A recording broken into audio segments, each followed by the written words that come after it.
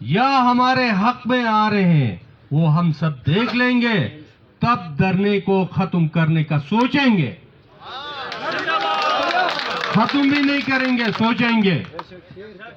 تو یہ ہمارے پاس آیا ہے، تو یہ آپ کے پاس یہ ہماری پچھلے کافی عرصے سے دھرنے کا رزلٹ ہے یہ۔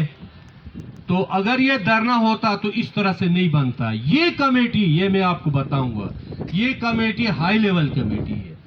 جو دیامر بادشاہ ڈیم کی کمپنسیشن کے لیے جو کمیٹی بنی ہے وہ کمیٹی ہے یہ، وہ اس سے پہلے بنی ہوئی وہ کمیٹی نہیں ہے۔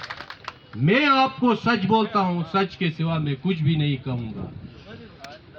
چیف منسٹر صاحب نے ہم سے ریکویسٹ کیا، کم از کم مجھ پہ تو اعتبار کرو، آخر تھوڑا ٹائم تو دے دو۔ اس طرح اوور دی نائٹ کوئی کام تو نہیں ہوتا ہے، پہلے والوں نے نہیں کیا ہے تو ابھی انشاءاللہ ہوگا۔ اس لیے ہم آپ کو ٹائم فریم ہم نے دیا ہے، ہم نے ٹائم فریم مانگا وہاں پر، تو یہ ٹائم فریم دیا ہوا ہے۔ اب ٹیوارز جب تک فریم نہیں ہوں گے، ہم یہاں پر ہیں اور ٹیوارز بنانے میں ہم شامل ہوں گے۔ ایک نہیں کہا، 3 کہا، ہم نے تینوں کو ہم نے شامل کیا۔ ٹیوارز بنیں گے، ٹیوارز میں جو بھی ہوگا ہم آپ کو کمیونیکیٹ کریں گے اور انشاءاللہ وہ بھی ہمارے حق میں ہی ہوں گے۔ تو یہ تھی آپ کی اب تک کی کارروائی، بالکل مایوس نہیں ہونا۔ باقی جو ویریفیکیشن کی مد میں ہمارے اساتذہ پریشان ہیں تو بالکل پریشان ہونے کی ضرورت نہیں ہے۔ وہاں برملا ایڈوکیٹ امجد صاحب نے کہا ہے سٹرائک ان کا قانونی حق ہے، ٹھیک ہے؟ تو یہ D G, D D, D D Os, یہ جو ہے نا، یہ اس طرح سے تعدیبی کارروائی نہیں کر سکتے۔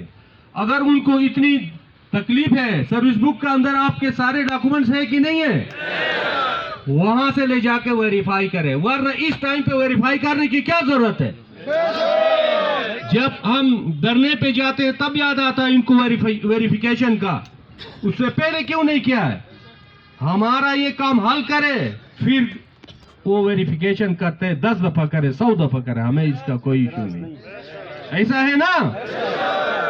تو انشاءاللہ اس کے حوالے سے آپ کو بالکل گھبرانے کی ضرورت نہیں ہے۔ ہم پھر بھی ایک بار مل کے اس ویریفیکیشن پہ جو زور دے کر ہمارے اساتذہ کو منتشر کرنے کی کوشش کرتے ہیں، اس پہ ہم دوبارہ بات کریں گے، ٹھیک ہے؟